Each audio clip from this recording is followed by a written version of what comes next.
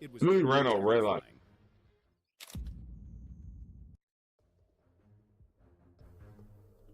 That was insane.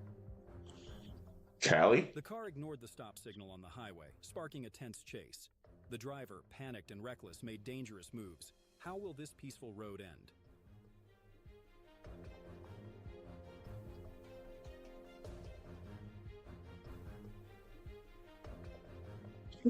That top-down view of a police chase is crazy. I like it.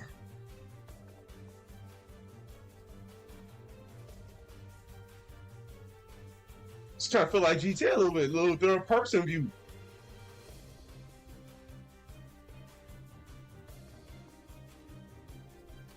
Ooh, yikes!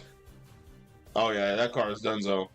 The car sped into the intersection, lost control, and crashed into the guardrail, causing a violent I hope collision. the person they hit is okay. Lights reflected